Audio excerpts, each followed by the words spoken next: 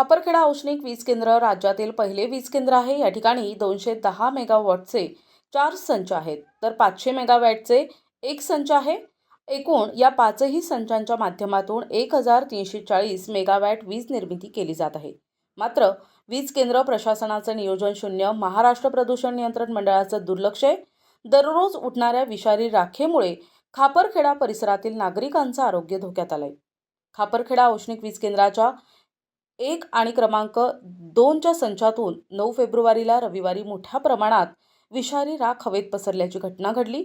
त्यामुळे संपूर्ण खापरखेडा परिसरात राखेचे वादळ पसरल्याचं चित्र निर्माण झालं होतं।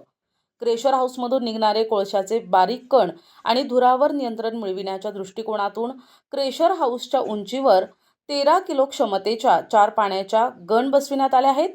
मात्र पाण्याच्या गण मागील अनेक महिन्यांपासून बंद आहेत। त्यामुळे खापरखेडा परिसरात विषारी राख मोठ्या प्रमाणात प्रदूषणात वाढ झाली आहे। वीज निर्मिती अत्यावश्यक सेवा आहे। महानिर्मिती कंपनी संपूर्ण महाराष्ट्राला प्रकाशमय करते आहे। हे अभिनंदनास पात्र सुद्धा आहे। मात्र वीज केंद्र परिसरात वास्तव्यास असलेल्या नागरिकांचं आरोग्य महानिर्मिती आणि महाराष्ट्र प्रदूषण नियंत्रण मंडळासाठी महत्त्वाचे नाही का? त्यांच्या जीवनावर उठलात असे अनेक प्रश्न निर्माण होत आहेत। खापरखेडा औष्णिक वीज केंद्र कारखाना अधिनियमांतर्गत येत महाराष्ट्र प्रदूषण नियंत्रण मंडळानं पर्यावरण धोरण निश्चिती करून दिले आहे। त्यामुळे दिलेल्या अटी शर्तींचं पालन करणे खापरखेडा औष्णिक वीज केंद्र प्रशासनाचे प्रथम कर्तव्य आहे। मात्र अटी शर्तींचं पालन करताना आढळून येत नाही। उलट महाराष्ट्र प्रदूषण नियंत्रण मंडळाच्या आदेशाची अवहेलना करताना आढळून येतात। असं असताना महाराष्ट्र प्रदूषण नियंत्रण मंडळ आर्थिक लाभापोटी मूग गिळून बसले आहे। खापरखेडा औष्णिक वीज केंद्राअंतर्गत मोठ्या प्रमाणात प्रदूषण, विषारी राख पसरत आहे। शिवाय त्यामुळे अनेक नागरिक डोकेदुखी, खोकला, अस्वस्थता, धनुर्वात, दमा, ऐकू न येणे, फुफ्फुस रोग यासारख्या आजाराचे रुग्ण आहेत। त्यामुळे यावर उपाययोजना केली पाहिजे, असं डॉक्टर ओंकार केळवदे यांनी सांगितलंय।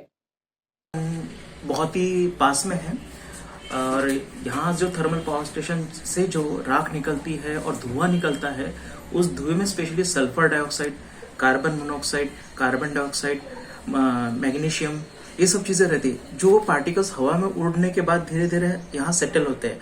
मिनिमम 4-5 किलोमीटर के अंतर में ये सब सेटल होते हैं। तो ये क्या होता है, हमारे फूड में जाते हैं, अन्न में जिसको बोलते हैं, पानी में मिक्स हो जाते हैं और साथ ही साथ हवा में भी मिक्स हो जाते हैं। अब तीनों माध्यम से एयर, वाटर एंड हम लोग बोलेंगे फूड, ये तीनों चीजों में मिक्स जब होते हैं तो कहीं ना कहीं आज नहीं तो कल हमारे शरीर के ऊपर दुष्परिणाम होते ही है। और ये मैं देख इसलिए रहा हूँ क्योंकि कंटिन्यूअसली इस चीज के पेशेंट हमारे पास बढ़ रहे हैं।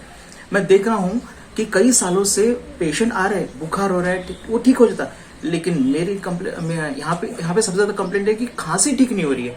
और जब उनके एक्सरे टेस्ट और उनका एलर्जिक टेस्ट किया जाए तो सबसे पहला पता चलता है उनके फेफड़ों में जैसे कण होते, पार्टिकल्स होते, डस्ट पार्टिकल, वो सबसे ज्यादा है। उसकी वजह से 3-3 महीना लगता है खांसी को ठीक होने में। और मैं देख रहा हूँ दिन ब दिन, इतने सालों से जो मैं प्रैक्टिस कर रहा हूँ, सबसे ज्यादा हमारे यहाँ पर खापरखेड़ा में एलर्जिक पेशेंट और अस्थमा के पेशेंट बहुत ज्यादा इंक्रीज हो चुके।